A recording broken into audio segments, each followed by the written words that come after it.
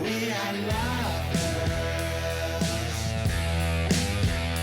We are kissing.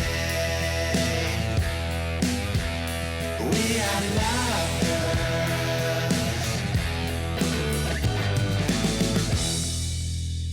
¿Qué tal? Buenas noches. La cuarta ola que ya circula por Europa comienza a desafiar a Canarias, que se ha instalado en una tendencia al alza a las puertas de la Semana Santa.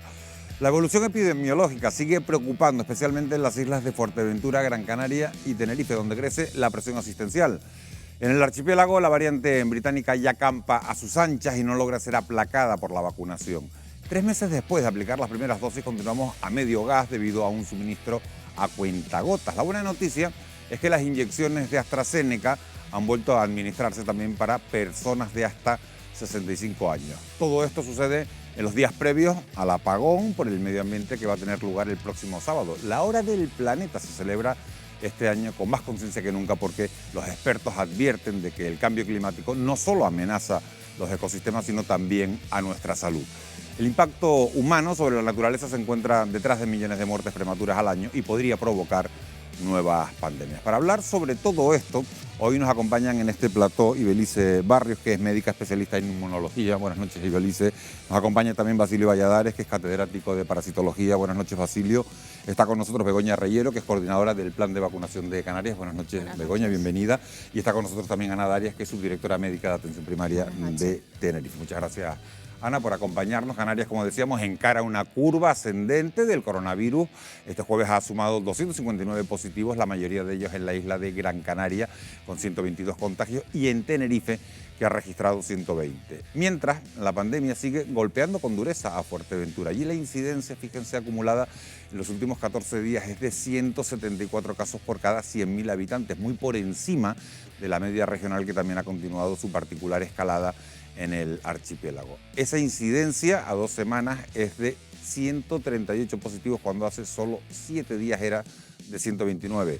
En el panorama epidemiológico al alza que atraviesan las islas también tiene mucho que ver la variante británica, que ya es la responsable de la mitad de los nuevos contagios. La variante británica, como decimos, con mayor poder de contagio, ya está detrás del 50% de los casos positivos en Canarias, según un grupo de investigadores del Hospital de la Candelaria. ¿Hay posibilidad, Basilio Valladares, buenas noches, de revertir esa presencia o ya la damos como cepa dominante?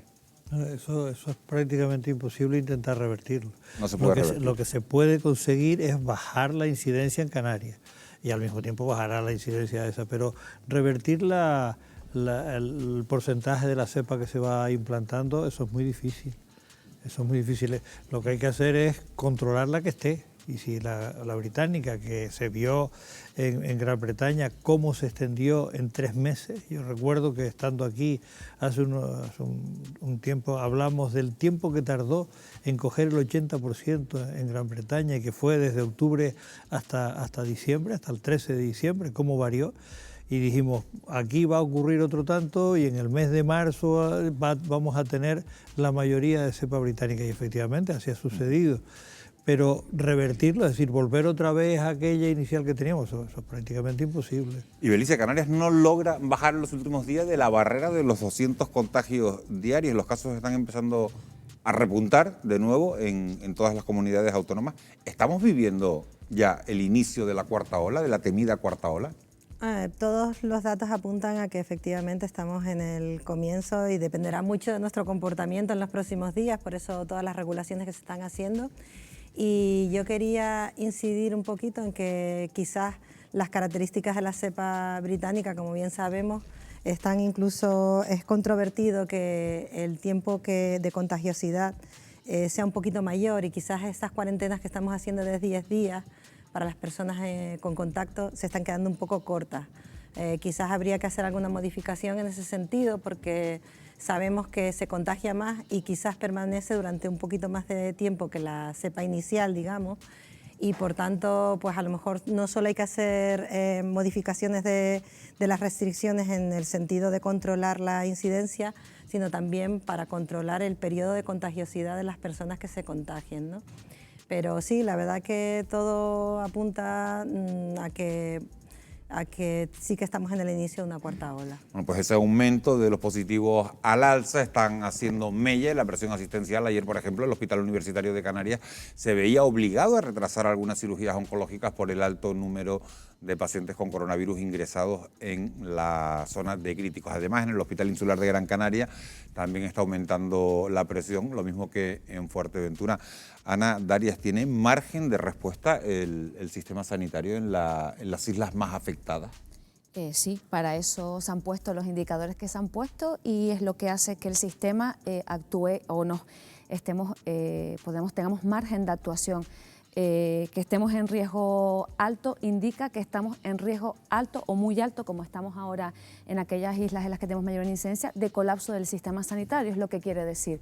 Pero aún tenemos margen de respuesta, de respuesta y de actuación.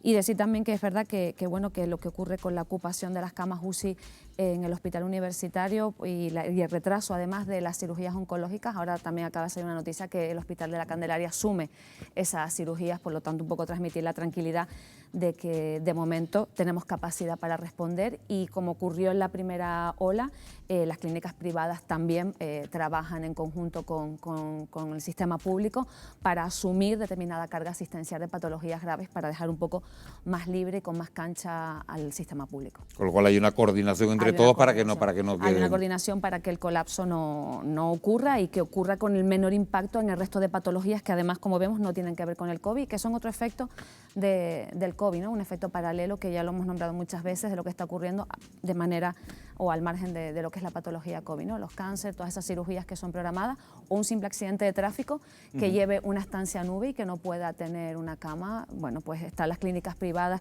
y el resto de concertadas para apoyar en el caso de que fuera necesario. Begoña Reyero, hasta el momento en nuestro país hay detectadas ya 10 mutaciones del virus y más de un centenar de pacientes se han infectado con las más peligrosas. ¿Las nuevas variantes podrían acelerar la pandemia si se vuelven más contagiosas? Bueno, habrá que ir viendo y habrá que ir experimentando lo que nos vamos encontrando. Las variantes lo que nos están indicando es que el virus está haciendo lo que también se creía que iba a pasar, es decir, que nos iba a dar sorpresas y podía ir haciendo las mutaciones. Habrá que ver sobre todo el tipo de mutaciones, cómo van a ser ese tipo de mutaciones.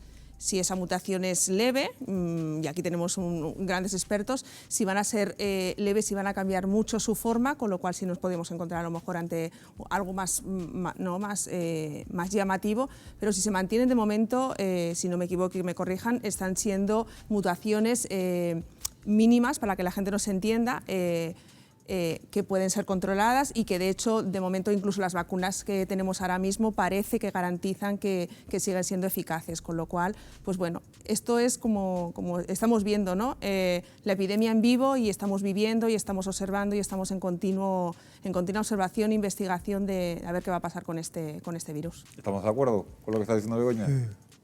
Sí, lo que pasa es que con las mutaciones se van a producir sí o sí, porque es la forma de proceder de estos virus, y especialmente de los virus RNA, como es este. Por lo tanto, se van a producir. Algunas de las mutaciones llevan a la desaparición de esa estirpe, y otras mutaciones pues serán más patógenas, otras serán menos. Normalmente se dice o se decía de que las mutaciones llevaban a una dulcificación del virus, a una pérdida de virulencia. Esta no la está jugando porque este tiene una mala idea. Estás al revés. Entonces nos tiene desconfiados.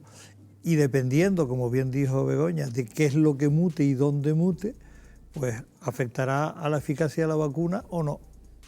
Lo tenemos que ir viendo. En ese aspecto yo quiero dar una buena noticia, que me parece que estamos necesitados de tener buenas noticias, ¿no? Y es todas las evidencias de respuesta inmune frente a las nuevas cepas nos indican que tanto los individuos que han pasado por la infección, que han tenido una inmunización natural, digamos, como aquellos de sueros de personas que se han vacunado con las vacunas de RNA mensajero, se han analizado estos sueros de estas personas frente a las nuevas cepas y la inmunidad celular es evidente que sigue sin afectarse en demasía.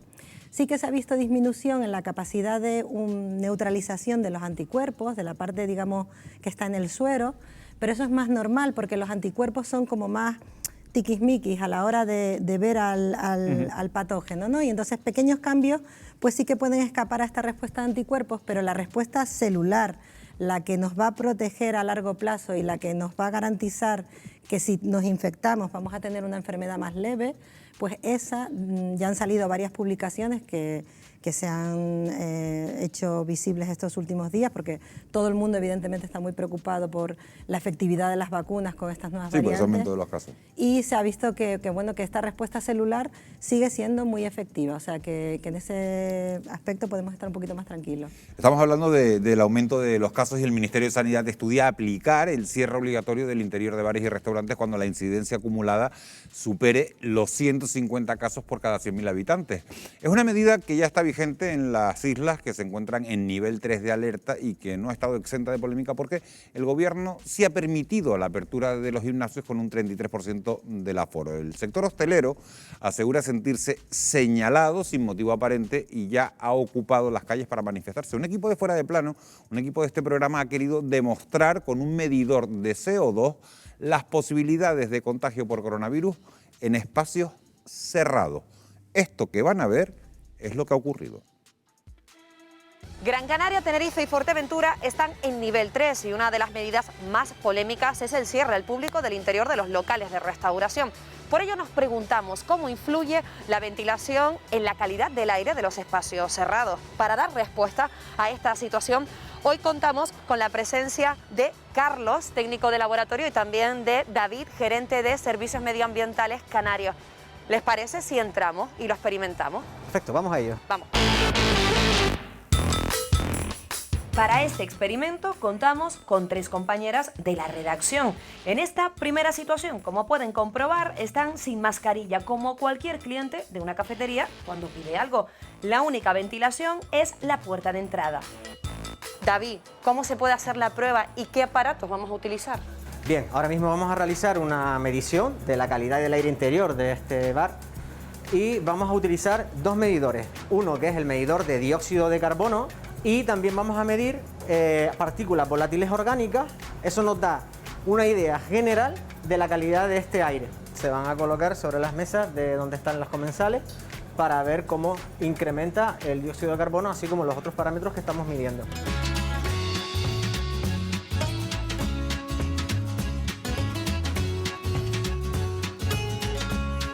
En esta primera mesa, donde solo había una persona hablando, hemos recogido unos parámetros de entre 500 y 700 ppm de dióxido de carbono. Está dentro de lo que podemos llamar una calidad de aire bastante aceptable. ¿Qué ha pasado en la mesa 2?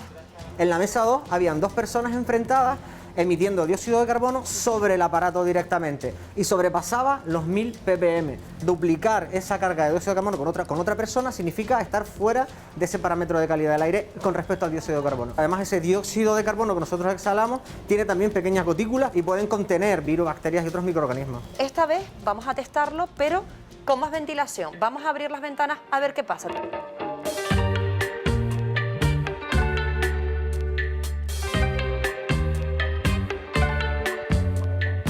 Ahora ventilado, los datos no superan 600 ppm. Por lo tanto, la ventilación es algo muy importante para la reducción del dióxido de carbono y otros componentes y el aumentar la calidad del aire. Es muy importante en los interiores tener, si no es posible, una correcta ventilación, sistemas de, por ejemplo, filtración. David, lo que sí se permite en esta fase 3 es comer en las terrazas. Sí, ¿te parece salimos y hacemos mediciones fuera?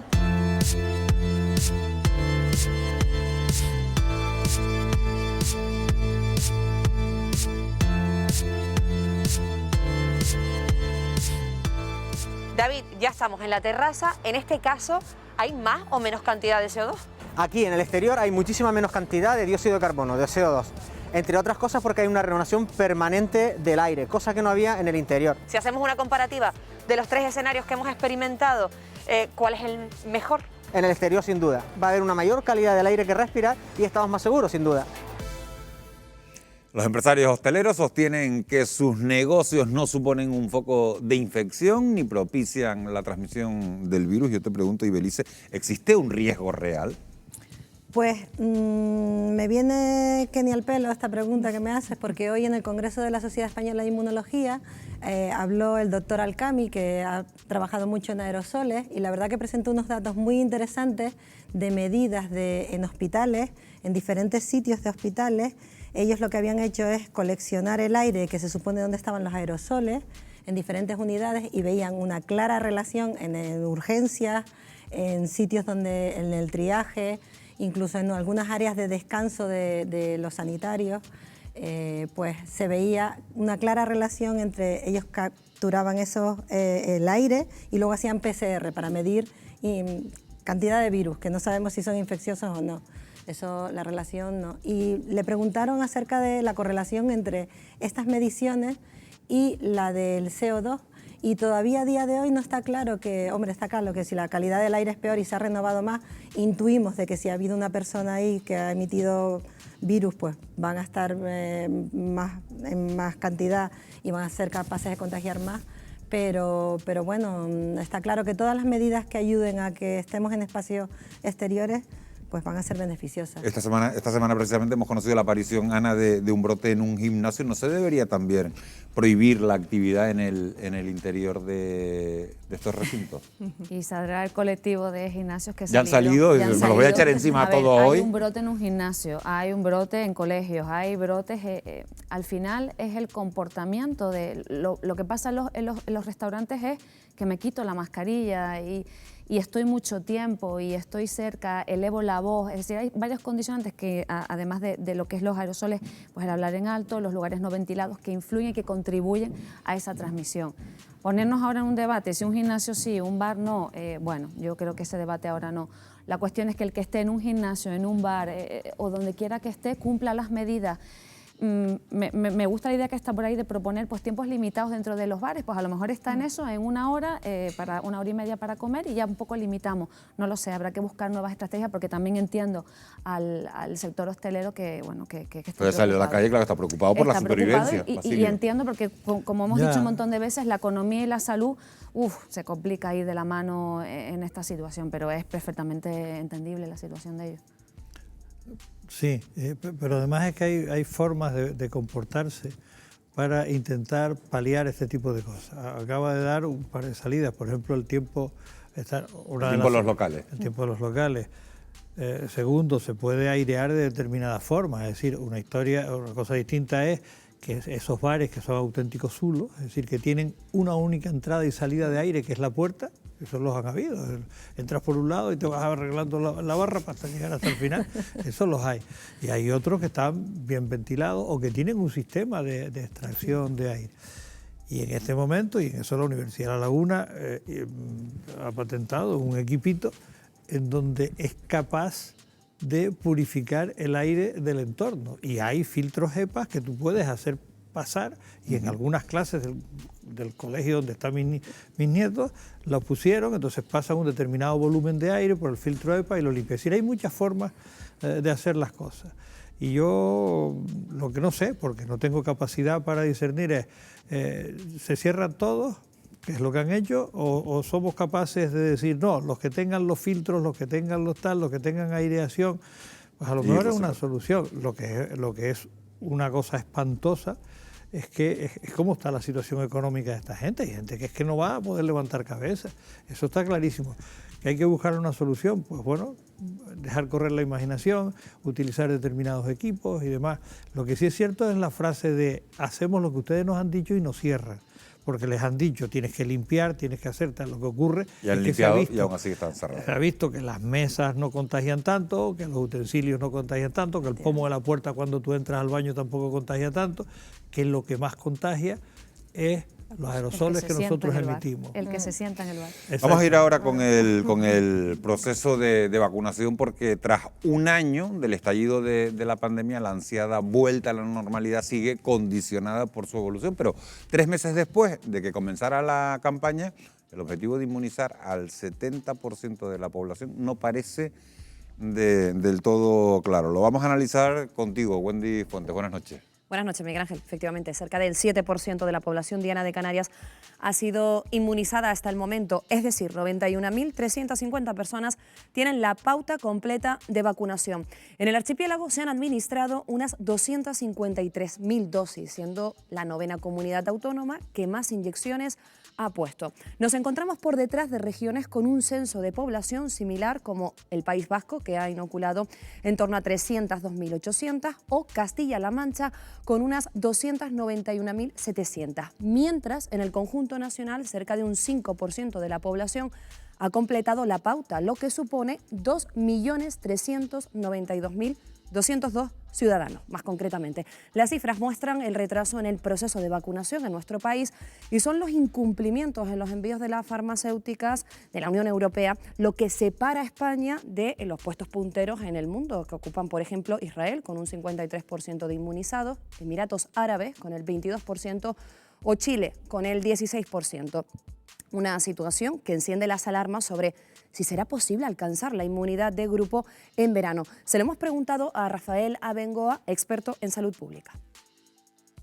No habremos llegado en verano probablemente a la famosa inmunidad de rebaño, porque el proceso de vacunación va muy lento, pero sí estaremos en una situación relativamente más optimista porque habremos vacunado a mucha gente mayor y muy vulnerable y por lo tanto habrá menos mortalidad, pero eso no quiere decir que no va a haber todavía muchísima transmisión de virus, eminentemente entre la gente joven, y por eso de aquí hasta el verano lo que conviene hacer es no relajar las restricciones, y si eso es así tendremos un verano más normal, no del todo, pero más normal que el del año pasado.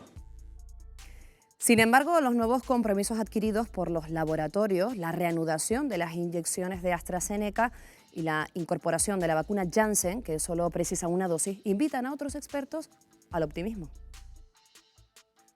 Debemos tener en cuenta que hace unos pocos meses se decía que esto sería factible a final de año. Después nos dijeron a final del verano.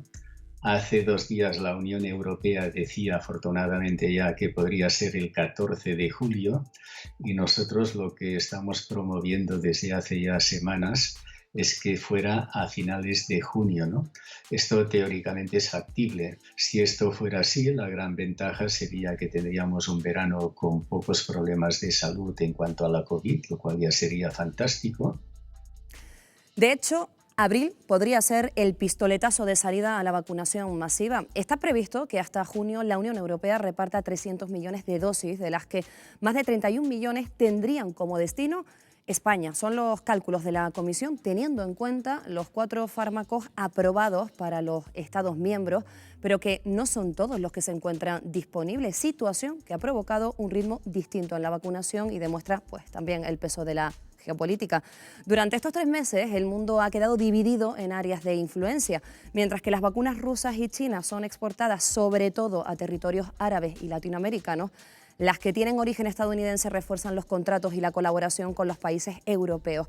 Como ven, la geopolítica también se ha hecho un hueco en la crisis sanitaria que, como todos los grandes retos de la actualidad, también, Miguel Ángel, necesita de soluciones globales. Lo hemos visto. Bueno, pues recogiendo esa geopolítica de la que estás hablando, la vacuna rusa Sputnik sigue sin ser aprobada en la Unión Europea y eso que en España, fíjense, tendríamos capacidad para producirla, lo que aceleraría el calendario de vacunación. Hace casi 2 meses que The Lancet publicó un estudio asegurando que esa vacuna tiene una eficacia del 92%. Basilio Valladares, ¿cómo es posible que siga sin distribuirse en Europa? Lo hablamos también la otra vez. No lo sé. Quizás sea por diferencias políticas. Yo en un principio, hasta que no me expliquen qué es lo que han hecho y los resultados, no me creo las cosas. Es decir, las cosas que dicen me funcionan muy bien, pero tú no me lo publicas, pero que lo han publicado en Lancet. Lancet es una revista seria. Y además han publicado lo que han hecho, los 2 virus que han utilizado con la proteína del virus que nosotros nos tenemos que proteger. Y lo han hecho inteligentemente, de tal forma que al utilizar 2 virus no hay una sobrecarga de respuesta en la segunda inyección que se pone frente al virus portador de la vacuna, del fragmento de RNA que tiene, entonces de DNA lo que han puesto, para producir la proteína de la espícula, que es la que nos están intentando poner para bloquear la entrada en la célula. Por lo tanto, yo creo que es una vacuna bien diseñada, una vacuna que ha dado buenos resultados por lo que dijeron, y además estamos viendo que la han puesto en diversos sitios. Por ejemplo, en Venezuela, un amigo mío de medicina tropical con el que yo tengo continuo contacto me estuvo diciendo que la están poniendo y está funcionando correctamente y que no tiene unos efectos secundarios que puedan echar para atrás la vacuna. Luego reúne todas las condiciones para ser aceptada. La pregunta que me hace no te la sé contestar, porque si reúne las condiciones... Yo opino, ¿Por qué no se distribuye en Europa esa igual vacuna? que Basilio, que es una vacuna fantástica. La estrategia que han utilizado, estoy de acuerdo contigo, es mucho mejor que la de AstraZeneca. Utilizando 2 adenovirus diferentes han evitado el problema que tiene la de AstraZeneca con la segunda dosis. Eso es inamovible y evidente. El problema que tenemos es que las vacunas, para ser distribuidas en la Unión Europea, hay una normativa que exige que la producción se haga dentro de Europa con las garantías de producción que les exigimos a todos los medicamentos que vamos a consumir los ciudadanos europeos. Esto podrá interpretarse como... Pero en España hay capacidad para producirla, hay fábricas para producirla. Hay la cuestión, de hecho, hay 2 países, Austria y Dinamarca, que se han echado un poquito al monte, ¿no? Digamos, hablando así un poco mal, y han dicho que si la Unión Europea no es capaz de ponerse de acuerdo para hacer esa producción de la vacuna rusa en Europa, que ellos van a intentar negociar con Rusia y producirla en su territorio para poderla tener disponible. Yo creo que, bueno, pues son cuestiones políticas que exceden de la capacidad que tenemos nosotros de interpretar la vida. Los científicos nos hemos puesto de acuerdo muy rápidamente en qué es lo que hay que hacerlo. Lo hemos hecho estupendamente, creo que todos hemos puesto toda la carne en el asador para resolver esto, y ahora lo que nos está fallando un poco es la geopolítica, efectivamente, como decía Wendy. Yo creo que no se explica por qué esta vacuna, que ya es transparente los resultados del Están ensayo publicados, clínico, que se están distribuyen en otros publicados, países, que ¿por qué no? no hay ninguna razón. La pregunta, esto nos lleva a la pregunta, Begoña, que nos hacemos todos. Al ritmo que vamos, ¿podremos alcanzar esa deseada inmunidad de grupo del 70% de la población antes del verano? La Comisión Europea da una fecha, el 14 de julio. ¿Qué opinas? Al ritmo que vamos, ahora mismo, con la cantidad de vacunas que tenemos, no llegamos. Eso está claro.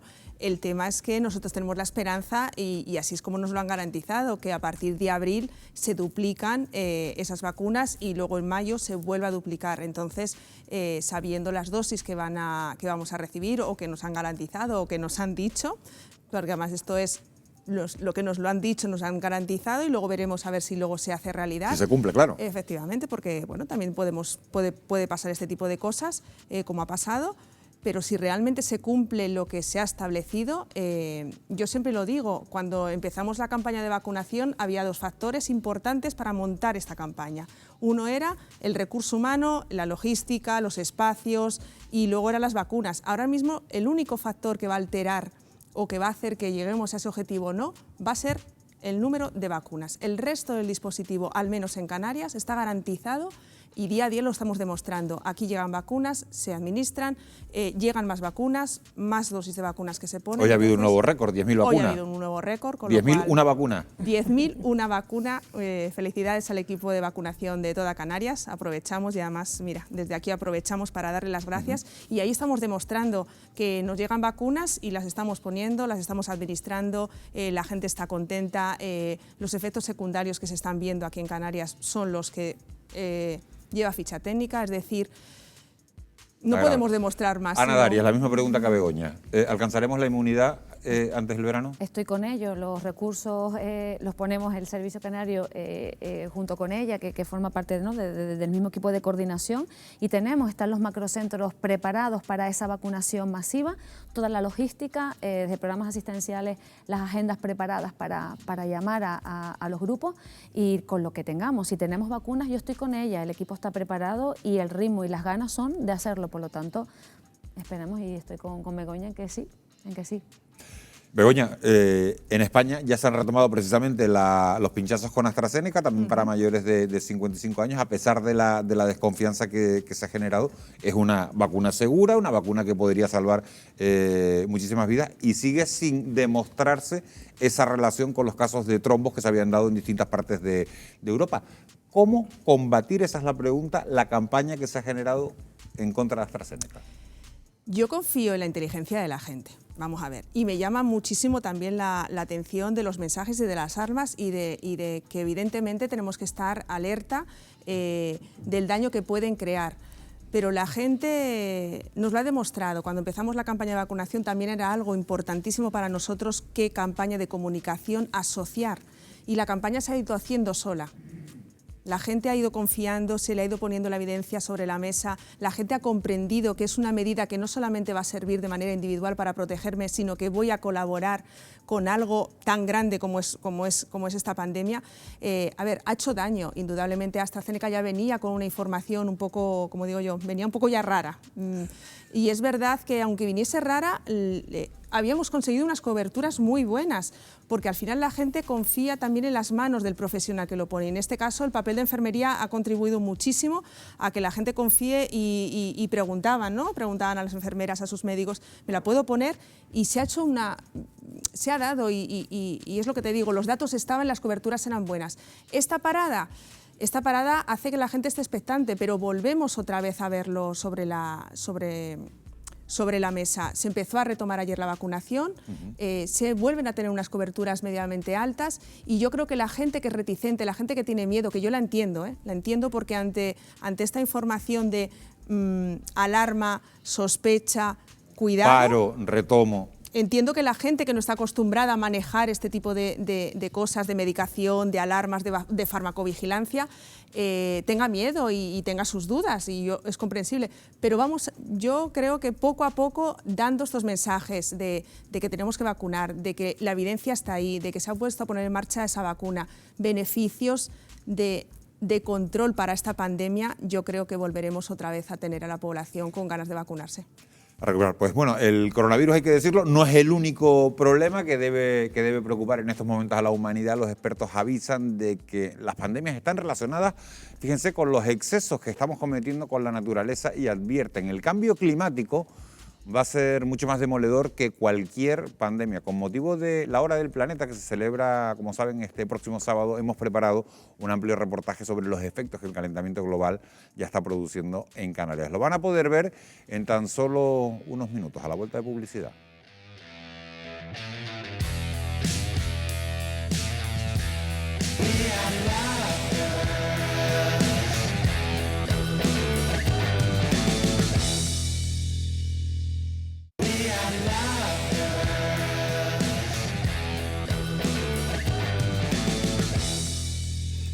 Ya estamos de vuelta y se incorporan a nuestra mesa de debate Aridane González, que es presidente del Comité Científico del Cambio Climático. Aridane, buenas noches. Muy buenas noches. Bienvenido.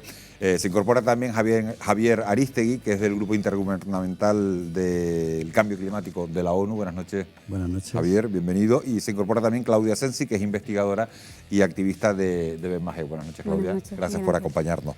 Invertir en acción climática es un reto necesario y urgente si queremos que nuestro entorno se conserve, al menos tal y como lo conocemos. También es esencial para evitar la muerte anual en el mundo de más de 7 millones de personas por la contaminación.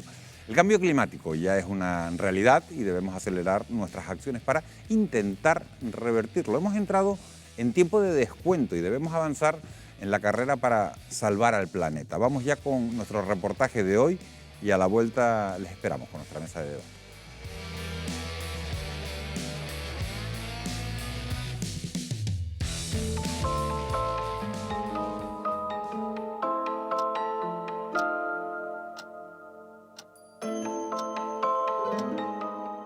Hace 75 años, un nutrido grupo de expertos, entre los que se incluían 13 premios Nobel, crearon el llamado reloj del fin del mundo.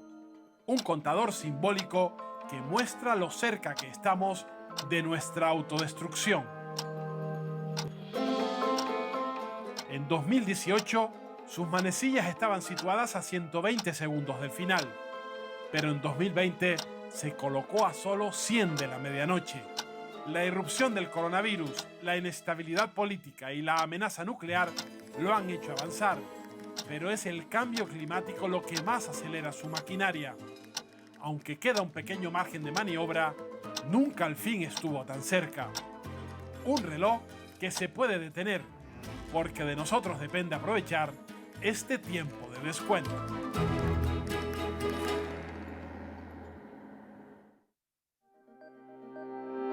El calentamiento global es una realidad innegable. La temperatura media mundial ha aumentado ya más de 1 grado desde la época preindustrial. 2020 se convirtió en el año más cálido de la historia, empatando con 2016, que hasta ahora tenía el récord de temperatura media más alta.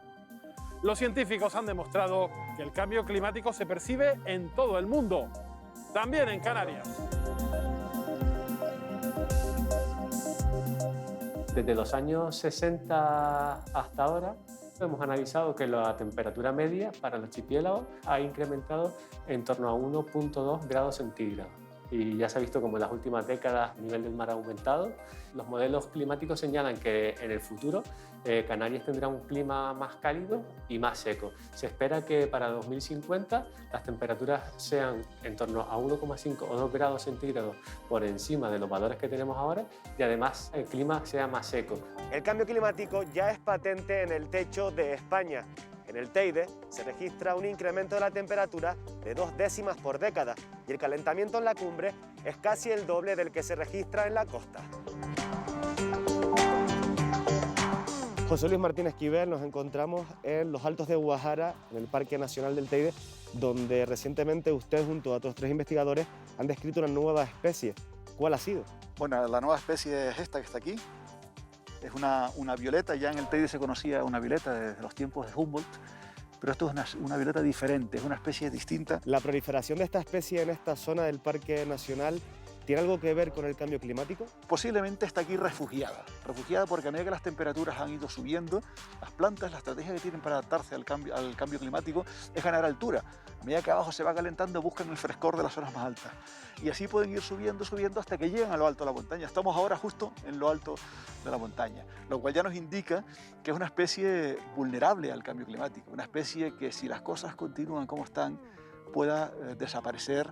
La desaparición de estas plantas en un futuro, que esperamos que no ocurra, obviamente tiene consecuencias en muchas otras especies, porque todas las especies están conectadas. Hay una serie de insectos que se encargan de la dispersión de esta planta y la naturaleza funciona así, en una red.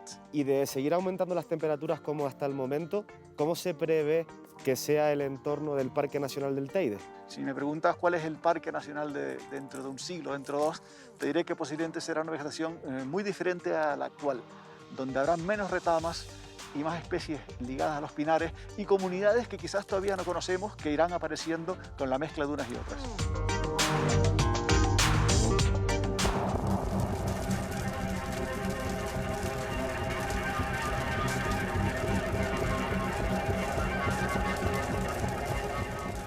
Pese al confinamiento, Canarias sufrió 71 incendios y conatos forestales en 2020 que arrasaron más de 2.000 hectáreas.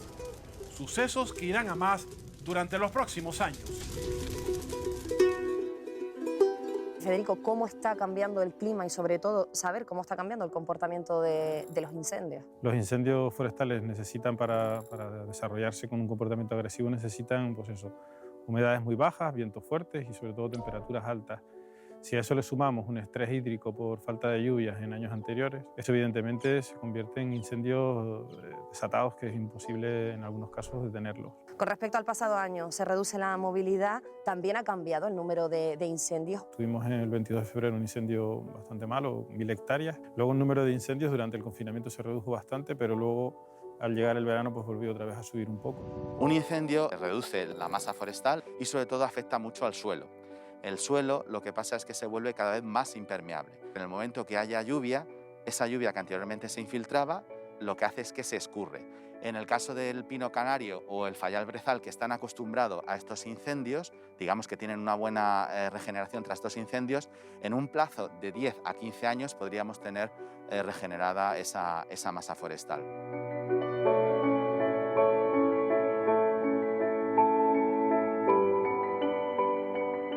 Aunque en las cumbres se notan los efectos del cambio climático, es en el mar donde causa más estragos. Nuestras aguas han calentado medio grado en 25 años y su acidez ha aumentado el 30%, provocando que entre el 50 y el 90% de los cebadales haya desaparecido.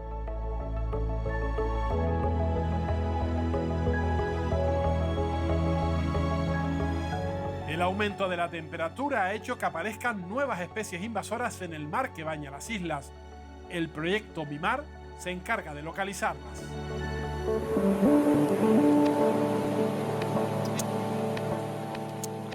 Rogelio, ¿qué se sabe de esas nuevas especies invasoras? Hay unas 200 especies introducidas, reconocidas como introducidas, y de las cuales al menos medio centenar hemos encontrado directamente asociadas en el entorno de los puertos principales de las dos islas capitalinas. Podemos distinguir desde anémonas, nidarios, moluscos, diversas especies, crustáceos y peces también.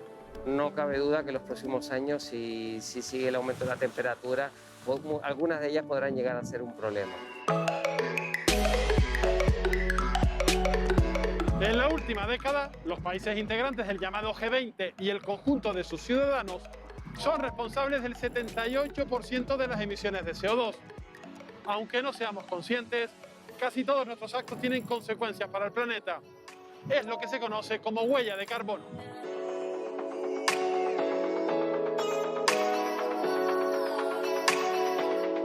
La huella de carbono es una herramienta que nos permite medir las emisiones de gases de efecto invernadero que emitimos a la atmósfera cuando realizamos una actividad, hacemos un evento o estamos fabricando un producto.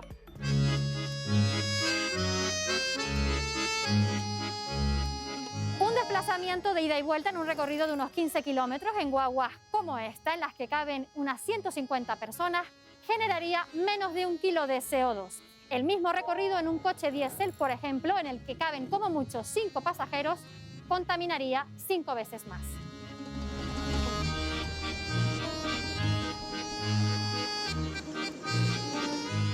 Jessica, ¿cómo es la movilidad en Canarias? Aunque ahora es importante decirlo que nos movemos menos que antes que el COVID, los viajes en mayoría se realizan en coche. ¿Y cuál es nuestra dependencia del transporte privado? El 67% de los viajes se realizan en coche. Tenemos 1 millón de vehículos privados circulando por Canarias. El transporte público es fundamental para las medidas que se tienen que implementar, para las políticas de movilidad sostenible. Nuestra forma de movernos contamina tanto en tierra como en el aire.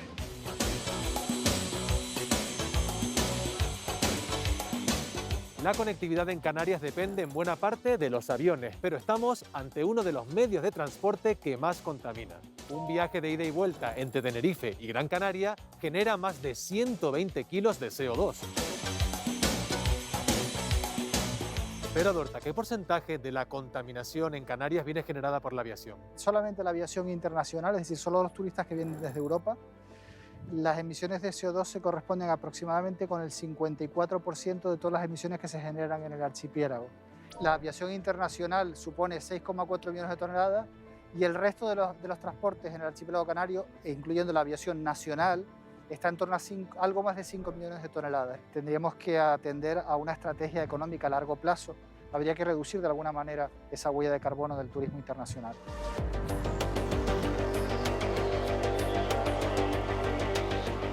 Los alimentos que ingerimos tienen un impacto ambiental. Si continúa la tendencia actual, la producción de alimentos por sí sola alcanzará e incluso superará las metas mundiales de gases de efecto invernadero en 2050. Por eso es importante modificar algunas de nuestras pautas alimentarias. María Negro, autora del libro Cambia el Mundo. En el ámbito de la alimentación, ¿cuáles son los productos que más contaminan y por qué? En primer lugar, los alimentos de origen animal, ¿no? La carne. El sector ganadero, especialmente el vacuno, es responsable del 14,5% de los gases de efecto invernadero. Para que 1 kilo de carne roja esté en nuestro plato, se necesitan 15.000 litros de agua. Además, ¿qué más alimentos debemos evitar? Pues aquellos que no son alimentos de temporada, que son procesados, vienen sobreenvasados, alimentos que contengan aceites refinados como el de palma, o por ejemplo moderar el consumo de alimentos de gran demanda, ¿no? Como el aguacate o la quinoa, que al ponerse de moda sube exponencialmente su consumo y aumenta la exportación pues, con su correspondiente emisiones de CO2. Pese a que nuestra alimentación es altamente contaminante, mucha comida acaba aquí. Cada persona tira a la basura casi 180 kilos de comida al año. Nuestros residuos también generan un impacto medioambiental. Pilar, ¿cuánta basura generamos en Canarias? En Canarias cada habitante genera 1,6 kg al día.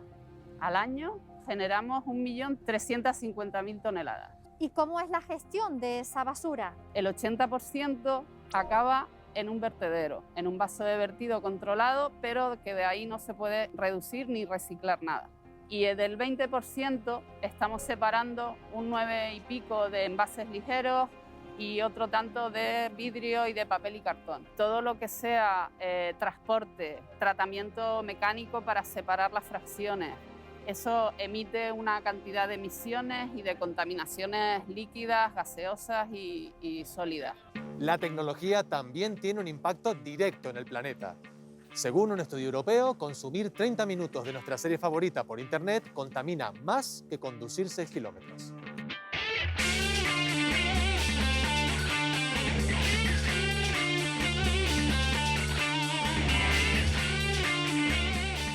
La vida, aquí tenemos un montón de aparatos de electrodomésticos que usamos nosotros en el día a día. De todo lo que tenemos en casa, ¿qué puede ser lo que genere mayor huella contaminante? Los más peligrosos que nosotros tratamos aquí, por tener gases refrigerantes, por ejemplo, son los frigoríficos.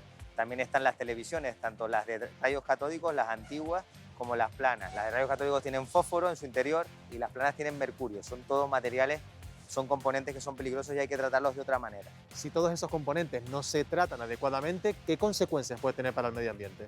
Pues hombre, no solamente para el medio ambiente, como en términos de capa de ozono o de calentamiento global, sino también para la salud de las personas. Pero nosotros tenemos un proceso de tratamiento, según los estándares europeos, de estos aparatos que decíamos antes, y lo hacemos con energías tanto eléctricas como renovables, que proceden de fuentes renovables, un proceso de economía circular. Producir, utilizar y tirar ya no pueden ser viables, y ahora todo tiene que ser solamente filmar una vez las materias primas del planeta y darle todas las vueltas posibles.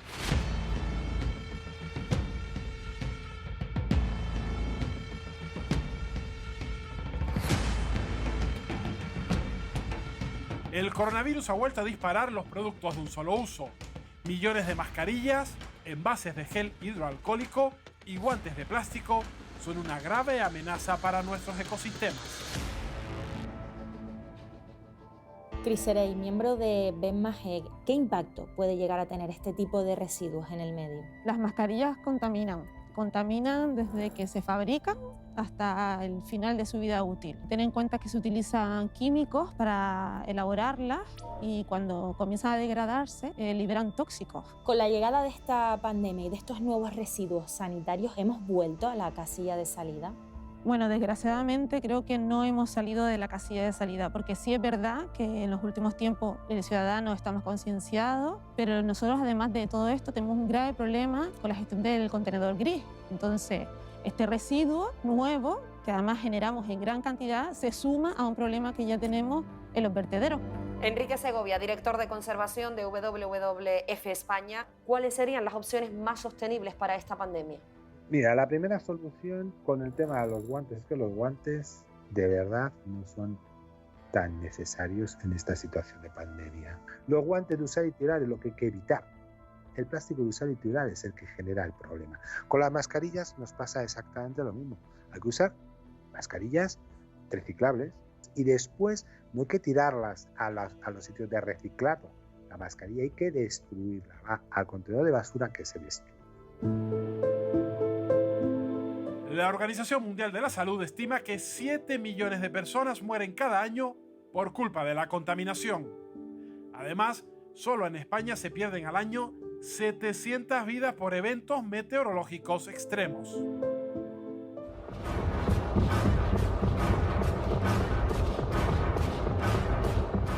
También ha sido la OMS el organismo que ha confirmado en sus últimos informes que el origen del coronavirus es una zoonosis causada por nuestra intrusión en la naturaleza. Por tanto, si continuamos destruyendo los hábitats naturales, llegarán nuevas pandemias y podrían ser más letales.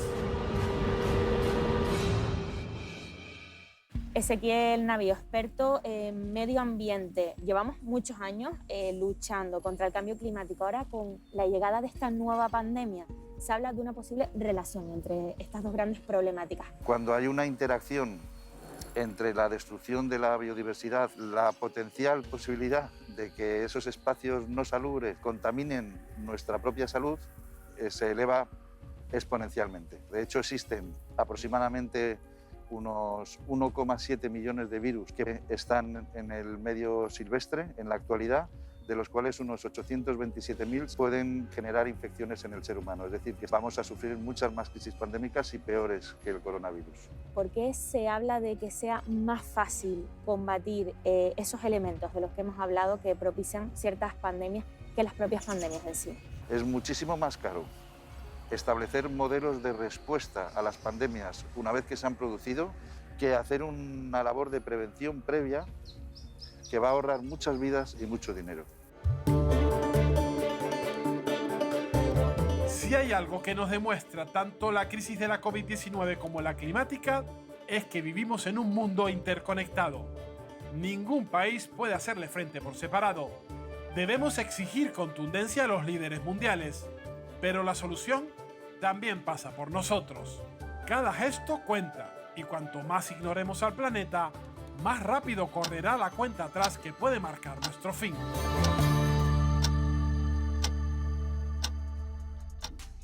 Bueno, pues ya lo han oído, hay que exigir contundencia a los líderes mundiales, pero también revisar nuestro modelo de vida. La ONU ya advierte de una triple crisis: la contaminación, el calentamiento y la pérdida, Javier, de biodiversidad. ¿Estamos a tiempo de frenar el desastre? Estamos a tiempo de reducir el desastre.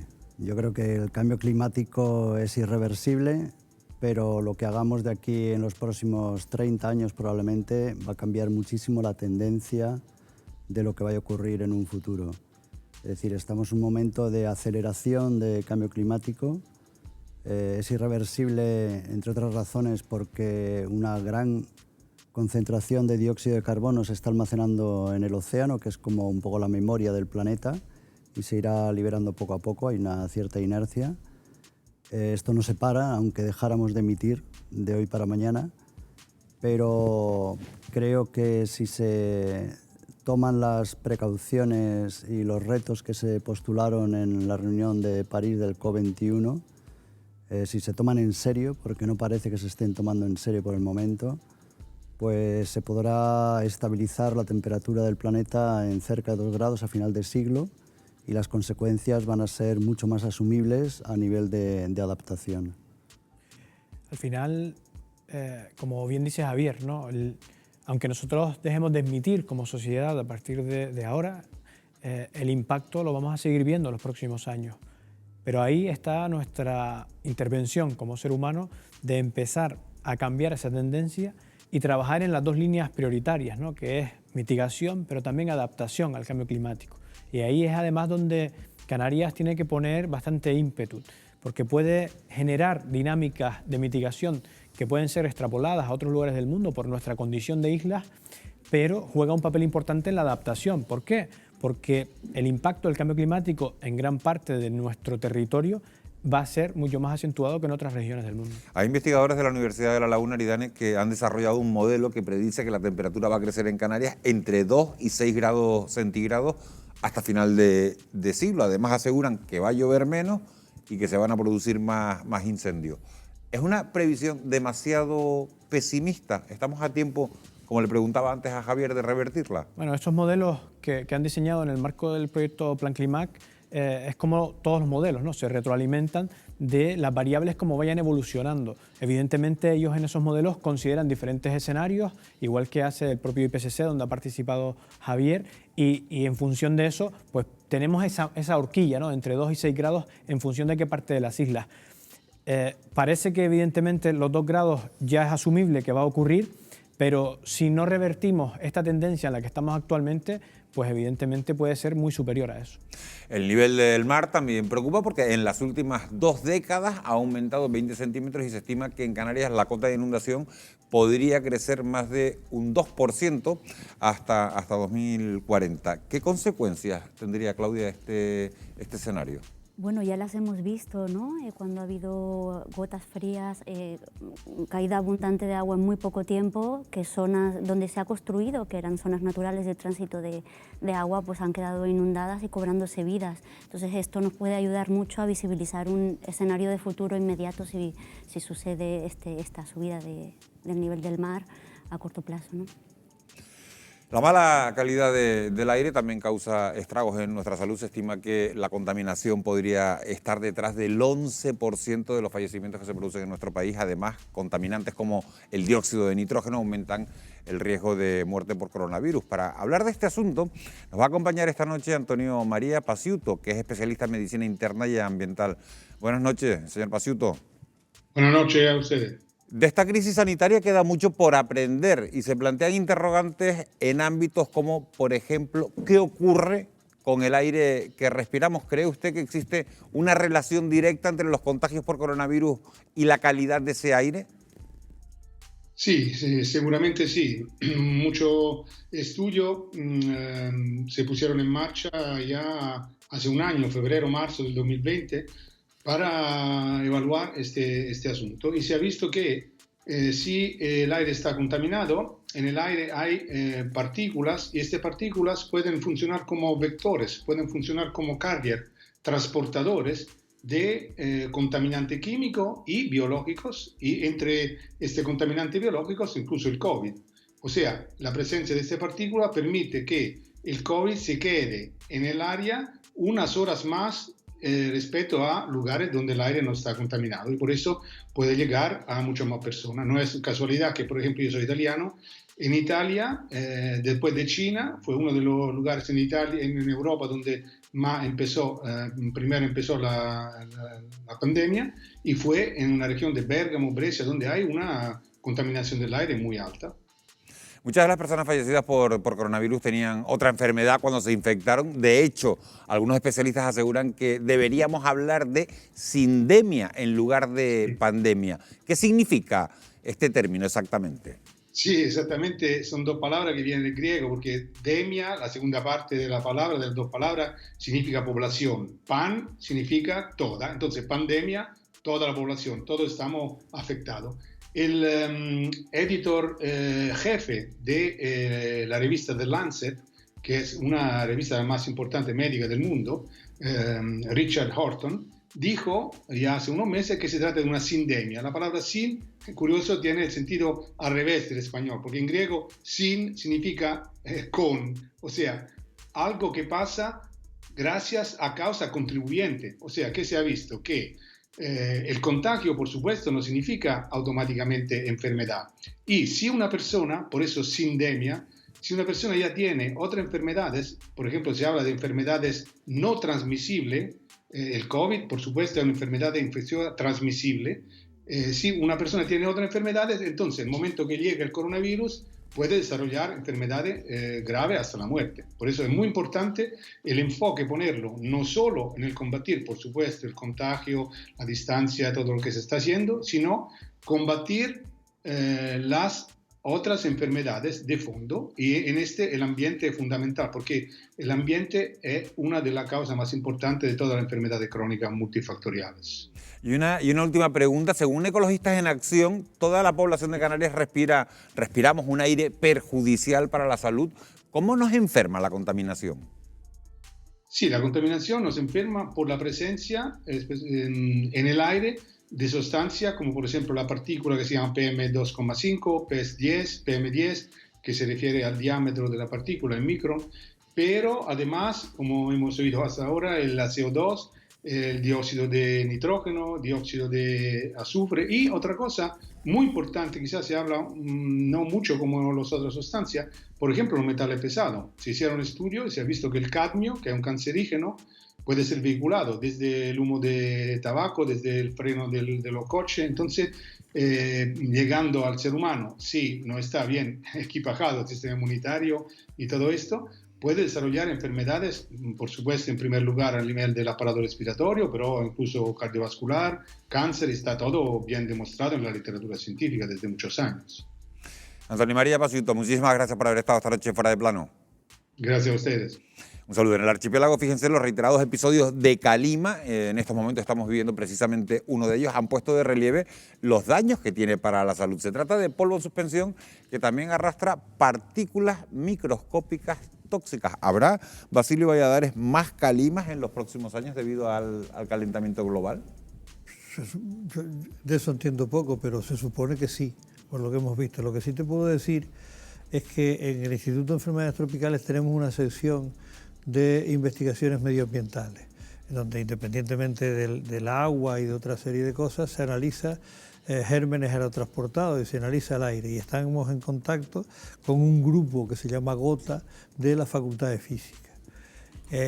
Hay 2 tesis realizadas con 2 chicas que estuvieron trabajando en Estados Unidos, en Tallahassee, en donde se estudiaba lo que transportaba la calima y la importancia que tenía, hongos, virus y bacterias.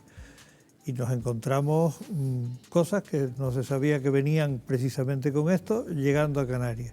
Pero además, una cosa sorprendente, nos encontramos determinados genes que nos llegaban con algunos de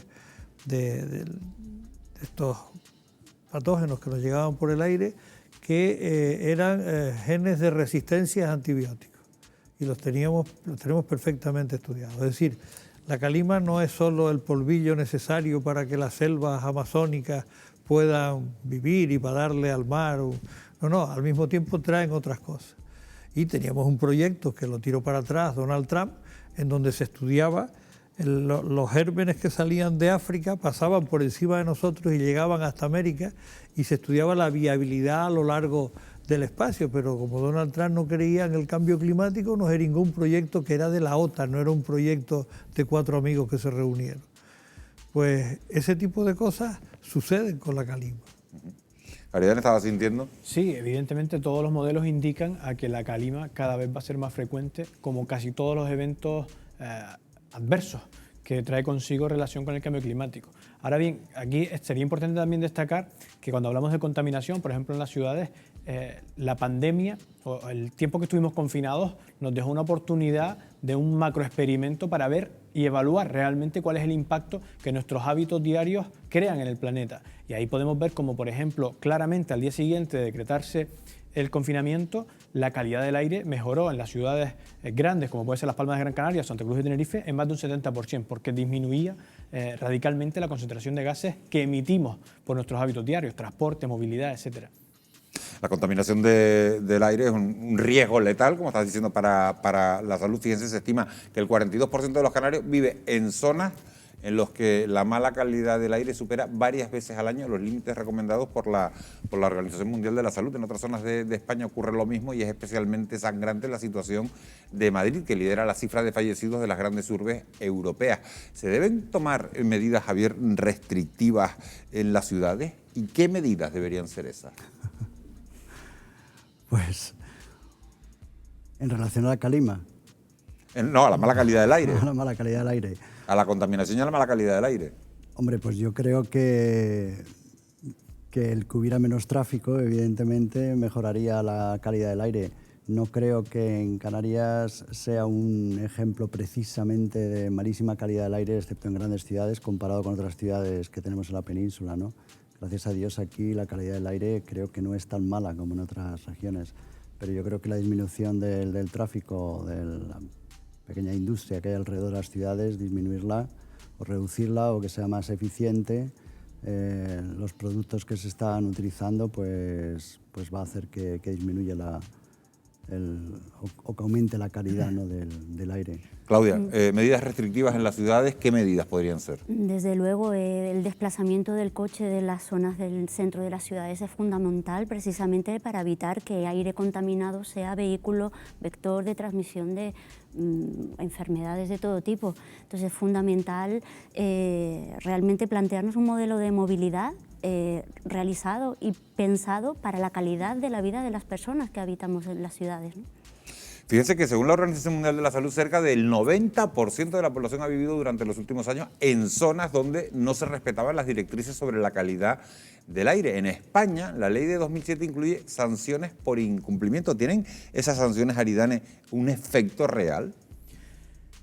Bueno, al final, esas sanciones, al igual que en muchísimos casos que se refieren a medio ambiente, desgraciadamente no tienen un efecto real, porque priman otros intereses generalmente que suelen ser más de interés económico. Porque si hubiesen tenido un efecto real, ya hubiésemos tenido un plan de movilidad sostenible urbano e interurbano en todas las regiones de España, y no lo tenemos. Y esa, en la línea también con la pregunta anterior, pues ahí es donde Canarias tiene un reto enorme, porque plantear un plan de movilidad urbana e interurbana en las islas es mucho más complejo que en territorio continental, pero tenemos que tender a eso, a tener un plan real. Hay que empezar a desarrollar el futuro sostenible por los cimientos y no por el tejado. Antes hablaba Basilio Valladares de los microorganismos que venían en la calima, y fíjense que el plástico también está en el aire. En la India, por ejemplo, el 90% de estos desechos son incinerados en vertederos al aire libre y terminan en nuestros pulmones. Los científicos alertan de que esos microplásticos pueden viajar a través de la atmósfera y llegar a regiones muy alejadas. ¿Cómo afecta todo este proceso a la salud de las personas? Pues yo creo, antes cuando decías que nos va a afectar en el futuro, yo te decía, te hice la seña, y ahora. En el presente. Tenemos nos está afectando ya, decía. Sí, tenemos constancia, y eso te lo explico luego si quieres, porque me has preguntado por microplásticos. En el Instituto de Enfermedades Tropicales hay el secretario actual, Javier, tiene un proyecto europeo sobre el estudio de la incidencia de los microplásticos en las playas canarias. Él es el que debería contestarte esto, porque yo no lo trabajo, está allí, es un compañero de trabajo, pero es realmente importante. Además, es un proyecto importante y no solo trabaja la Universidad de La Laguna, sino hay otros actores en Gran Canaria. Hablaba de todos esos que se queman en los vertederos y que están en el aire. Y de los que se van cayendo y se van quedando y hacen una serie de estudios de microplásticos y la incidencia que puede tener en nuestras vidas. Si me dejas que te diga lo de la actualidad, por ejemplo, te voy a nombrar varias cosas.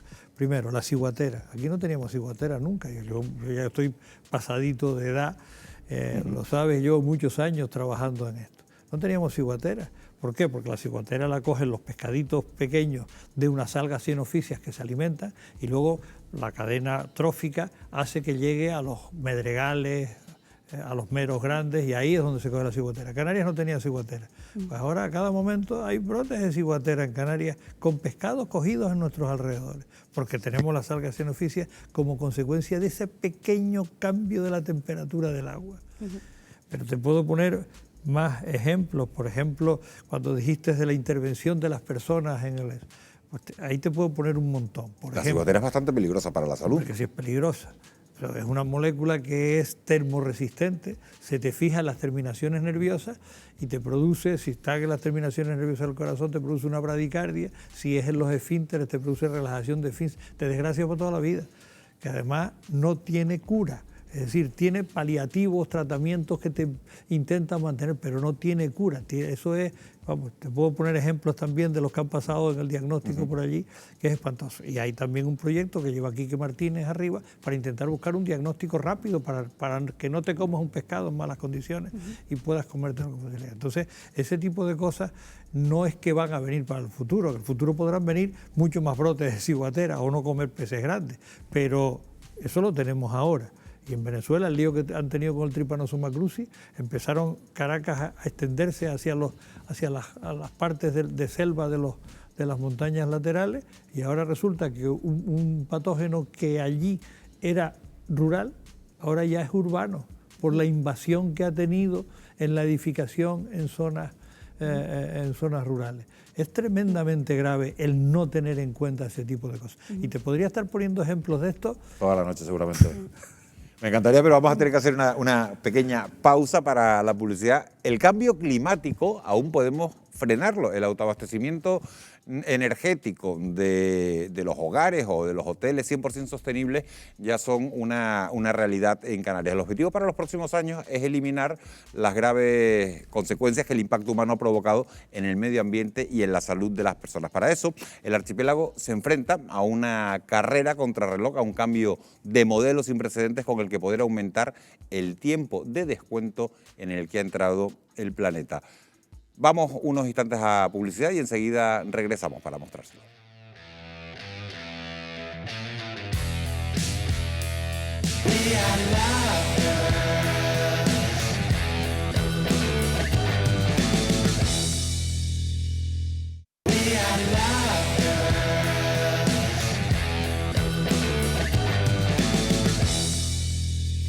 11:30 de la noche, seguimos en directo en Fuera de Plano en Televisión Canaria. El próximo sábado, como decíamos, tendrá lugar la Hora del Planeta, el mayor evento en defensa del medio ambiente que, con el sencillo gesto de apagar las luces de los edificios y de los monumentos emblemáticos durante una hora, lanza una llamada de auxilio para revertir los daños ya causados. Unos daños que todavía estamos a tiempo de sanar y lo vamos a abordar en la segunda parte de nuestro reportaje de hoy.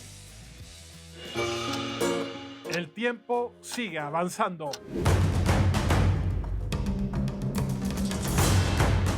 Y algunos efectos del cambio climático ya son irreversibles. Pero todavía no está todo perdido. Aún estamos a tiempo de frenar algunos daños.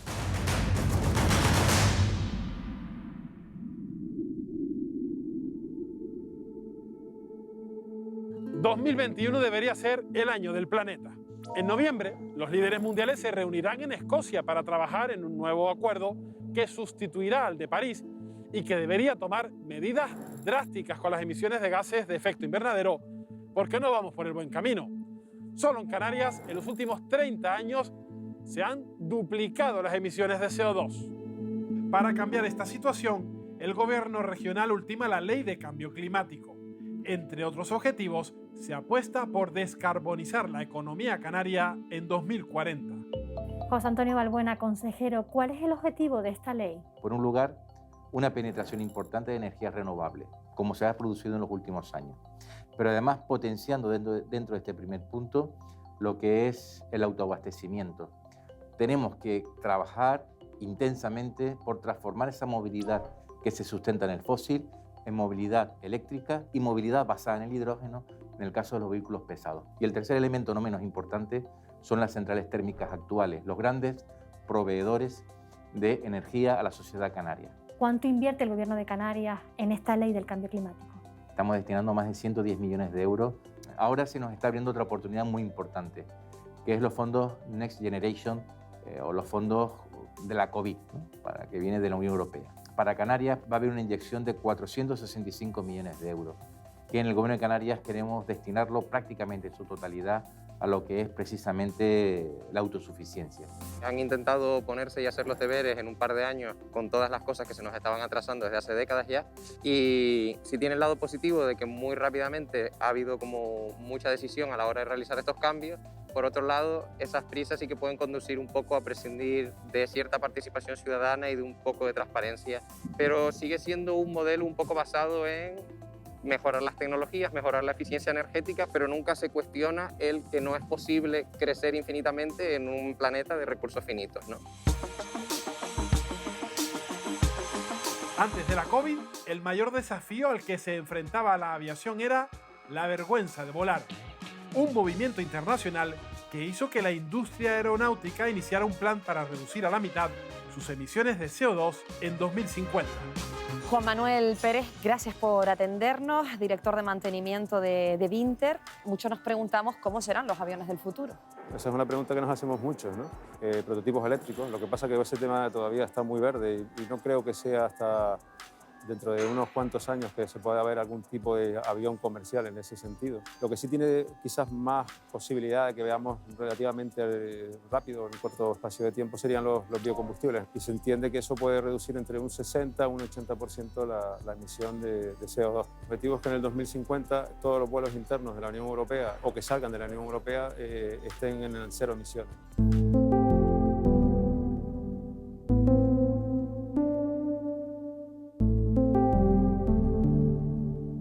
Las energías verdes avanzan en España. En 2020, las tecnologías renovables produjeron casi el 44% de toda la energía del país, el mejor dato de la historia. El objetivo del Gobierno central es que el 74% de toda la generación eléctrica sea sostenible antes de 2030 y alcanzar el 100% en 2050. Enrique Rodríguez de Acero, ¿qué porcentaje de nuestro consumo representan actualmente las energías renovables aquí en Canarias? Si hablamos de energía final, estamos hablando que estamos alrededor del 4%.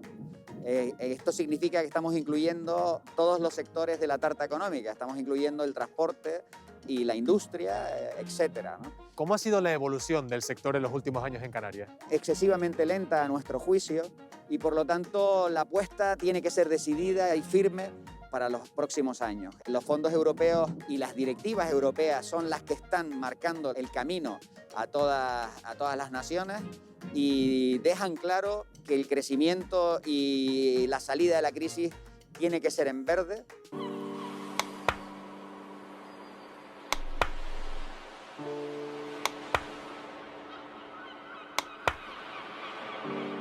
Bueno, y Carlos, pues acaba de preparar ya la barra, las bebidas, todos los servicios que ya van a empezar a subir los primeros clientes. Correcto, José. Hola, José Fernando. Hola, buenos días. Bienvenido al Royal River. Muchas gracias. Usted es propietario de este hotel 100% sostenible. ¿Por qué han decidido invertir en energías renovables? Pues por vocación de la empresa y porque pensamos que la sostenibilidad es imprescindible para el futuro. Más de un 20% del costo de construcción del hotel lo hemos dedicado a la sostenibilidad. Desde que hicimos los edificios con materiales especiales, con aislamientos especiales, tal forma que todo lo que se ha construido aquí está totalmente aislado de tal manera que no nos permitimos perder ni una frigoría ni una caloría. José Fernando, ¿y cuáles son las principales particularidades en materia de sostenibilidad que presenta este complejo? Desde la utilización de energías verdes, la utilización de biomasa para el calentamiento de piscinas, en su conjunto hace que este hotel no solamente no tenga un balance de emisión de monóxido de carbono, sino todo lo contrario, tenga un balance positivo de emisión de oxígeno. Y hay un 30 o un 40% de clientes que nos preguntan por la política de sostenibilidad del hotel y que están buscando productos sostenibles en lugares y destinos sostenibles. José Luis, estamos viendo aquí las placas solares que tienes instaladas en tu casa. ¿Cuánto dinero hay invertido? Nosotros aquí tenemos instaladas 3.000 vatios para autoconsumo, son unos 3.000 euros aproximadamente. En nuestra experiencia, con el consumo que tenemos habitualmente, hemos conseguido ahorrar un 40% en la factura de la electricidad. Hemos calculado que entre 6 y 7 años habremos amortizado todo lo que hemos invertido en ella. No solo nos da para alimentar todo el consumo en casa, sino que además alimenta nuestra movilidad. Nosotros cargamos el coche.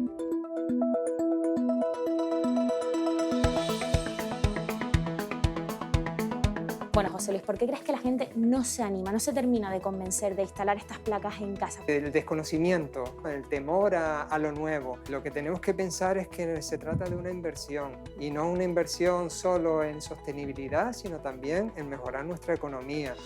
En menos de 30 años, el tráfico ya no será sinónimo de contaminación. En 2040, todos los coches o furgonetas que se vendan tendrán que ser eléctricos. Y todo porque 10 años más tarde, en 2050, estará prohibido que circulen por nuestras carreteras vehículos que utilicen combustibles fósiles.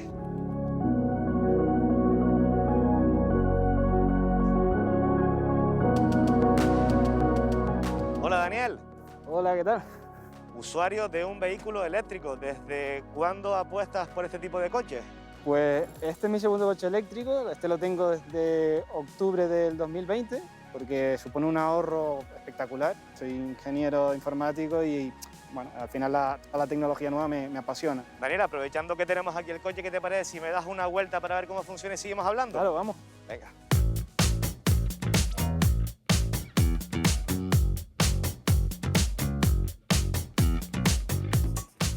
a la hora de adquirir el vehículo pagas más que por uno normal. La realidad es que al final no hay tanta diferencia de precio. Vamos, mi forma de verlo es la vida útil del coche. Y tú pagas un precio inicial, pero ¿cuánto te gastas durante toda la vida útil? Bueno, hablamos de beneficios, pero supongo que también tendrá sus contras, como por ejemplo la escasez de puntos de recarga ahora mismo en las islas, ¿no? Es verdad que cada vez hay más puntos de recarga, como no podría ser de otra manera, pero el ritmo de crecimiento de la venta de coches eléctricos yo creo que va más rápido que al ritmo del que se debería de crecer esa infraestructura, ¿no? En Canarias en 2020, por ejemplo, se han matriculado 1.183 vehículos eléctricos puros y 533 híbridos enchufables, lo que supone en torno a un 3% y a un 2% respecto a las matriculaciones totales en España.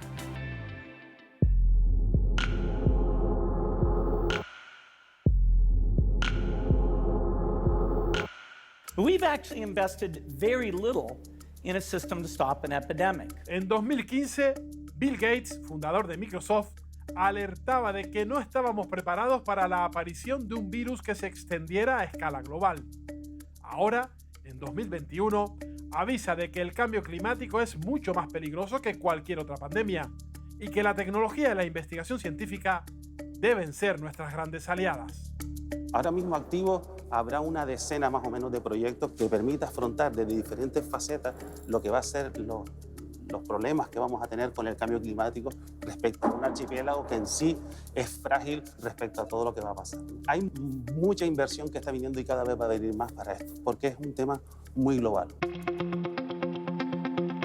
La tecnología incluso podría hacer que lloviera en lugares donde sufren sequías. Gustavo, Life Niebla, ¿en qué consiste este proyecto?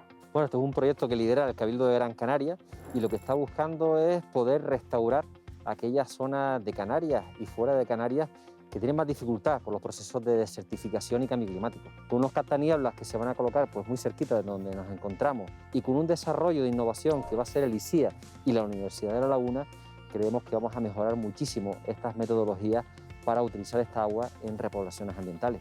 ¿Qué tan importante puede ser que se lleven a cabo este tipo de proyectos? La pérdida de hábitats, la degradación de los hábitats está generando graves problemas no solo ambientales, sino directamente en la economía y en la salud del ser humano.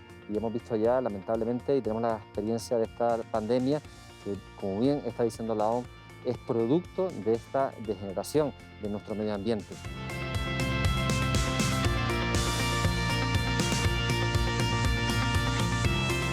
El cambio climático es un desafío para las generaciones futuras. Voy a tirar el bolígrafo a la basura. ¿En qué contenedor? En el contenedor amarillo. Los niños de hoy serán los adultos que tendrán que enfrentarse a los efectos del cambio climático. Teresa Santana, directora del Colegio Arena, el primero en Canarias en obtener una certificación ambiental. ¿Cómo se ha conseguido? Lo hacemos a través de las clases, con situaciones de aprendizaje, van interiorizando todas aquellas medidas que debemos tomar y adoptar para contribuir a que el planeta se vaya recuperando poco a poco. Hay varios proyectos medioambientales interesantes, ¿verdad? Uno de ellos es el reciclar la mayor parte posible lo que es el papel, pero también tenemos en la asignatura de robótica la creación de una ciudad sostenible, una ciudad ecológica. Pues vamos a verla. Perfecto, vamos para allá.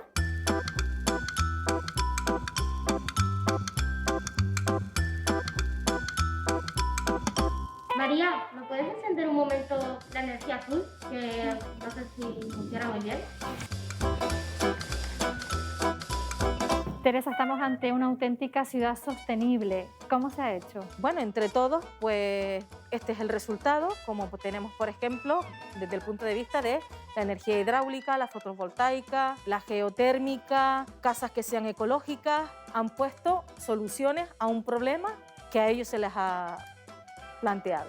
Ellos lo que quieren dejar es una huella verde y no una cicatriz en la tierra.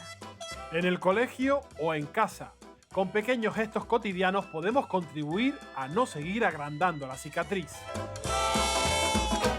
María, ¿qué podemos hacer para minimizar los residuos que generamos? Bueno, el mejor residuo es el que no se hace, ¿no? Y esto lo conseguimos en la escuela a día de hoy, fomentando entre el alumnado el uso de recipientes que no sean de un solo uso. Tenemos, por ejemplo, las botellas, las servilletas de tela, los recipientes para poder poner la fruta, el desayuno y demás, y por supuesto las talegas que usamos siempre. Pasando ahora al aspecto energético, ¿cómo podemos ser más sostenibles? Siempre que no estén cargando los dispositivos electrónicos, desenchufar el cargador.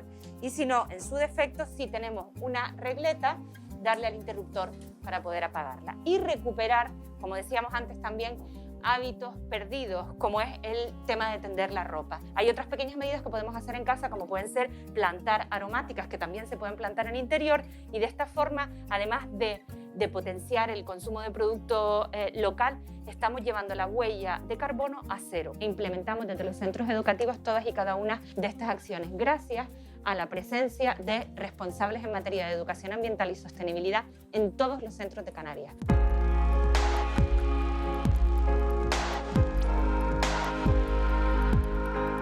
Este sábado, millones de personas, empresas y organizaciones apagarán la luz durante 1 hora como símbolo de apoyo a la lucha contra el cambio climático. Gilberto González, ¿por qué se suma el TEA a la hora del planeta? Para nosotros es fundamental también formar parte del diseño de un nuevo futuro, y en ese nuevo futuro repensar el modo en que consumimos energía, en que hacemos uso de la misma. Como el edificio tiene cierta complejidad, son varios los compañeros que tienen que participar del mismo, y si quieres me acompañe, vamos con ellos y vemos un poco cómo se va a plantear, cómo va a ocurrir ese día. De acuerdo, vamos.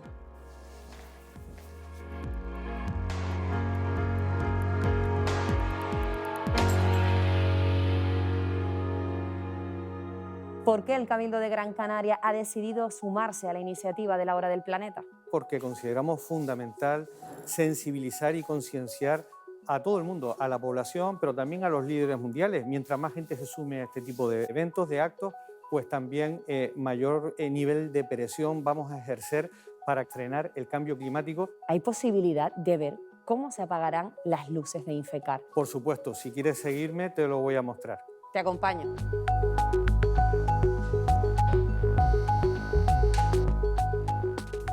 Javier Sala, ¿qué es exactamente el reloj del fin del mundo? ¿Cómo surge y cómo funciona? Es una idea que tuvieron los científicos allá por los años 40, que digamos que tenían dentro el complejo de haber formado parte de la construcción de la bomba atómica. Crearon este reloj simbólico con la idea de avisar a la gente de que nos estamos acercando a un momento peligroso. A partir de los años 2000 empezaron a tener en cuenta de verdad el cambio climático como un riesgo existencial, que es lo que ellos llaman. Pues nos mantenemos ya 2 años a 100 segundos del fin del mundo, por así decirlo. ¿Cómo se ha llegado a este punto de restar solo 100 segundos para ese fin del mundo? Hace 100 años a nadie se le ocurriría que la humanidad fuera capaz de extinguirse a sí misma, que no tenemos ninguna capacidad de coordinarnos, que los políticos no escuchan a la ciencia y que cuando llega un problema de verdad no somos capaces de resolverlo.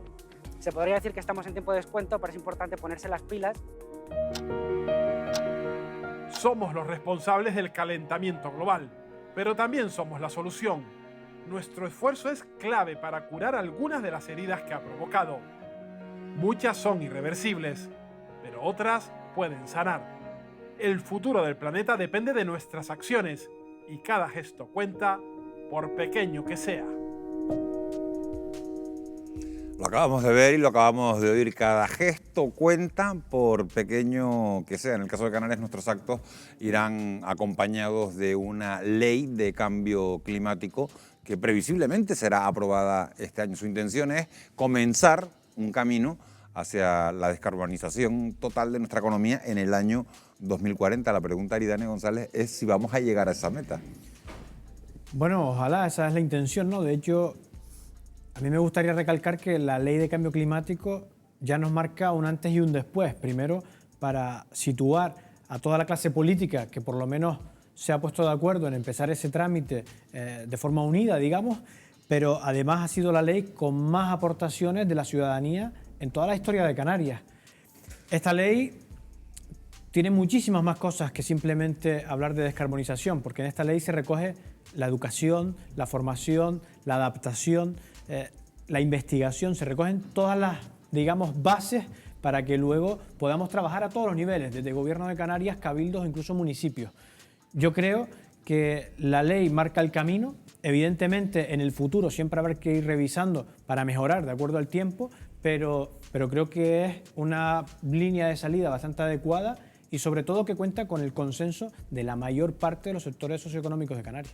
Eso por un lado, y por otro, el impulso de las renovables es otro de los ejes vertebradores de la Ley Canaria. 4 países, Uruguay, Costa Rica, Islandia y Noruega, cuentan ya con un 100% de producción de energías limpias, algo que contrasta, Claudia Sensi, con la realidad del archipiélago. ¿Por qué no termina de despegar en Canarias? Efectivamente, pudiendo ser las Abu Dhabi de las renovables, llevamos un retraso importantísimo, ¿no?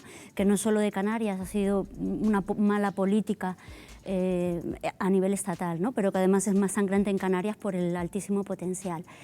Lo probablemente más sangrante de la situación actual es que efectivamente está habiendo un compromiso por el despliegue de las renovables, pero tengamos en cuenta que Canarias es un territorio muy pequeño, limitado, con alta población y muy demandante de energía, ¿no? De hecho, la huella ecológica de Canarias es 27 veces, es decir, necesitaríamos 27 veces nuestro territorio para abastecernos de lo que necesitamos. En ese marco tenemos que pensar que un despliegue de renovables sin planificación puede llevarnos a precisamente fragmentar el territorio, que es uno de nuestros principales sumideros de carbono, ¿no? Uno de los graves problemas, Javier, de Canarias es que tiene el parque móvil más envejecido de toda España y, por tanto, el más contaminante. Es muy complicado luchar contra la contaminación con estos datos que acabamos de poner sobre la mesa. Hombre, es complicado. Evidentemente hay que hacer una transición hacia energías renovables, hacia un parque móvil distinto, basado en coches eléctricos y en hidrógeno, pero lleva tiempo. Lo que pasa es que todo depende de la velocidad que se hagan las cosas y la urgencia que haya, y realmente hay bastante urgencia. Todo es una cuestión de dar prioridad. No solamente es decirle a un consumidor que cambie el coche, sino poner las condiciones adecuadas para que ese coche pueda ser asequible económicamente y para que tenga la infraestructura suficiente para poder cargarlo o no cargarlo. Es complicado, pero se puede hacer, y además hay que hacerlo, porque si no lo hacemos siempre iremos a remolque del cambio climático. O sea, nunca vamos a poder ir por delante, nunca vamos a poder adaptarnos, que yo creo que eso es lo fundamental, ¿no? Siempre tenemos que pensar en adaptación antes de que nos coja el toro, ¿no? Estamos hablando de contaminar menos y fíjense, la mayoría de expertos coinciden en señalar que reducir el consumo de carne beneficiaría al planeta. Últimamente se ha puesto de moda la carne sintética y personas como Bill Gates apuestan por el chuletón sintético para disminuir los gases de efecto invernadero. Basilio Valladares, ¿qué opinas de estos productos artificiales? ¿Son tan sanos para el medio ambiente como nos cuentan? Pues la verdad es que no lo sé, no te sé contestar. Supongo que sí, porque la gente que lo está estudiando lo quiere aplicar de esa manera, pero realmente no es mi campo y me cuesta. Aridane, si quiere. Uno de los problemas que tenemos cuando hablamos de lucha contra el cambio climático es que tenemos el punto de vista de querer tener la sociedad en el mismo nivel de desarrollo lineal y buscar soluciones para vivir en eso que es totalmente insostenible. Lo primero que tendríamos que hacer cuando hablamos de cambio climático es empezar a plantearnos si nuestro sistema de desarrollo lineal, consumista, en exceso, nos va a llevar a esa sostenibilidad, porque lo que no podemos es buscar remedios a algo que no lo va a tener, porque los recursos en el planeta son finitos. Y en materia de energía, uno de los grandes problemas que tenemos en Canarias es el sistema eléctrico de Canarias, producido por la fragmentación del territorio. Recordemos que Canarias son 8 islas, de las cuales solo tenemos conectadas las islas más orientales. El resto están desconectadas. Cuanto más pequeño es un sistema eléctrico, mucho más inestable es. Y a pesar de tener investigadores e investigadoras que son importantes en Canarias, que tengan todos los números, al final llegamos siempre al mismo punto de partida. Y es, ¿de verdad queremos consumir la misma cantidad? Toda acción que hagamos para tener un sistema totalmente sostenible en cuanto a energías renovables tiene impactos en el medio ambiente. Lo que tenemos es que trazar ese impacto para que sea sostenible o sustentable en el tiempo. Vamos a dejar esta parte del debate aquí porque tenemos que hacer una breve pausa, pero a la vuelta les vamos a mostrar cómo acciones cotidianas como hacer la compra o ver una serie en una plataforma en streaming afectan a la salud del planeta. Volvemos en solo un minuto.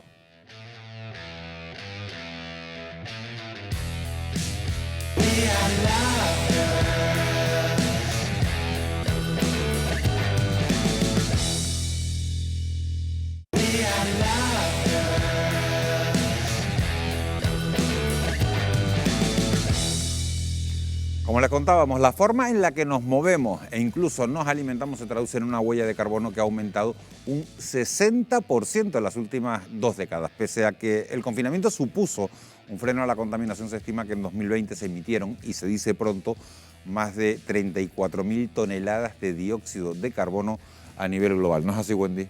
Pues sí, cifras escalofriantes. Solo en Canarias se emiten actualmente más de 10 millones de toneladas de CO2 al año, de los 300 millones que se producen en el conjunto nacional. Nuestra actividad diaria juega un papel fundamental y, según nos lleva tiempo advirtiendo la ONU, necesitamos reducir unas 30 veces nuestra huella de carbono para convertirnos en una sociedad sostenible. Prácticamente todo lo que hacemos diariamente tiene consecuencias para el planeta, incluso pues aquellas actividades a las que pues no prestamos especial atención. Por ejemplo, ¿sabían que ver una serie en una plataforma de vídeo en streaming también contamina? Pues sí, porque ver 30 episodios de cualquiera de ellas equivale a recorrer en coche una media de unos 500 kilómetros. Además, los juegos online tienen su impacto dependiendo del peso y del tiempo que empleemos, motivos por lo que es aconsejable descargarlos si vamos a estar pues varias horas, evitando así pues dejar una huella mayor de CO2. Por su parte, y además del transporte, la energía que usamos en las viviendas adquiere gran relevancia. En total, supone el 18% de las emisiones de Europa. Si tenemos en cuenta que en España los hogares consumen 3.200 kilovatios por hora al año, las cuentas apuntan a la expulsión de 1,3 toneladas de CO2 por familia. Para reducir estas cifras tenemos 4 alternativas principales. Optar por los electrodomésticos y bombillas de bajo consumo, aprovechar el calor residual de las vitrocerámicas, instalar placas solares o una fórmula tan sencilla como desenchufar los aparatos cuando no los usamos, es decir, abandonar esa costumbre de dejarlos en stand-by. ¿Y qué pasa cuando no dormimos en casa? Pues que también lo paga el medio ambiente, y por cada noche que una persona duerme en un hotel sin estrellas, pues se genera 8 kilos de CO2, mientras que son 44 kilos cuando se trata de establecimientos de 4 o 5 estrellas. Nuestra huella diaria no acaba ahí. La alimentación también se perfila como una de las grandes claves climáticas, y es la ganadería la culpable de tanta contaminación como todos los coches, trenes, barcos y aviones juntos. Atentos a este dato: cada vez que elegimos comer 1 kilo de carne, estamos sumando 300 kilos de CO2 a la atmósfera. El pollo, por contra, produce 8 veces menos emisiones. Y seguimos con la comida, porque la opción más equilibrada para compensar estos daños la encontramos, sí, en el kilómetro cero.